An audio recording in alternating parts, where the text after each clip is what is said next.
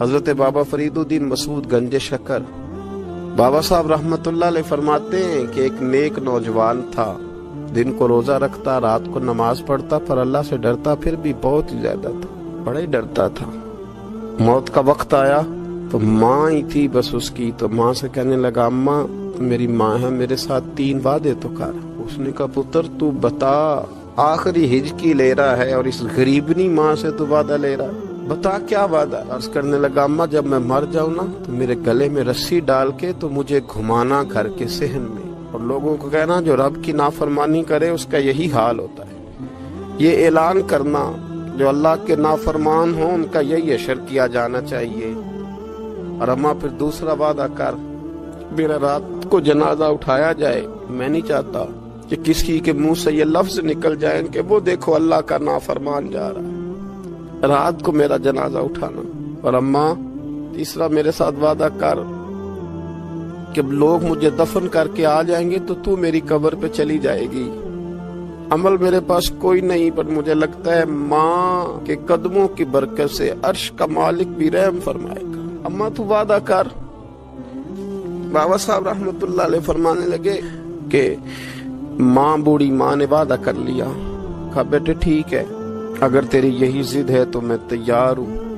پھر اس نے کلمہ شہادت پڑھا، اس نوجوان کی روح پرواز کر گئی۔ بوڑھی ماں نے رسی منگائی تو وَلِمَنْ خَافَ مَقَامَ رَبِّهِ جنتان، جو ڈر جائے، اس نے تو کہا تھا نا کہ رسی ڈال کے گھمانا اور کہنا یہ اللہ کا نافرمان ہے، اس کا یہی اشر ہونا چاہیے تھا۔ لیکن جب ماں گلے میں رسی ڈالنے لگی تو گھر کے ہر کونے سے آواز آنے لگی خبردار یہ رب کا دوست ہے، اللہ کے دوستوں کے ساتھ اس طرح کا معاملہ نہ کیا جائے، اسے چھوڑ دیا جائے۔ اور کہا تمہیں کچھ بھی اور کرنے کی ضرورت نہیں ہے، یہ تو رب کا دوست ہے اور رب کی بارگاہ میں حاضر ہو گیا۔ کوئی بندہ کہے گا کہ یہ تو ایک بابا فرید کا سنایا ہوا واقعہ ہے، سنیے بخاری میں حدیث ہے، نبی پاک صلی اللہ علیہ وسلم نے فرمایا، حضرت ابو ہریرہ رضی اللہ تعالیٰ عنہ راوی ہیں، حضور فرماتے ایک شخص مرنے لگا تو اپنے بچوں سے کہنے لگا کہ میں جب مر جاؤں تو مجھے جلا دینا، اور پھر میرے جلے ہوئے وجود کو پیس دینا، پھر مجھے ہوا میں اڑا دینا۔ پتر مجھے اڑا دینا، مجھے بڑا ڈر لگتا ہے، اگر رب نے مجھ سے حساب پوچھا تو میں قابل نہیں ہوں، اڑا دینا مجھے ہواؤں میں۔ اگر اس نے مجھ سے حساب لیا تو بڑا سخت حساب لے گا۔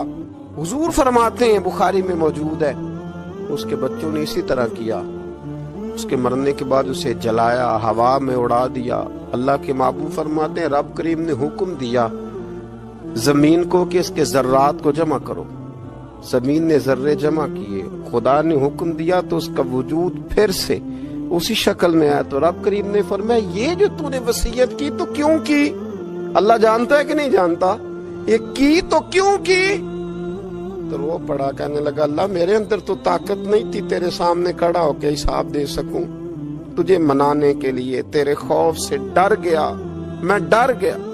اگرچہ ہمارے بزرگوں نے لکھا ہے کہ آج یہ وصیت کرنا، اس رنگ میں یہ طرز اختیار کرنا درست نہیں، لیکن آپ غور فرمائیے کہ نبی پاک علیہ السلام فرماتے ہیں جب اس نے کہا نا اللہ تجھ سے ڈر کے یہ کیا، تو رب کریم نے فرمایا جا پھر میں نے تیری مغفرت کر دی، کیونکہ اللہ کو پتا تھا یہ دل سے بات کر رہا ہے۔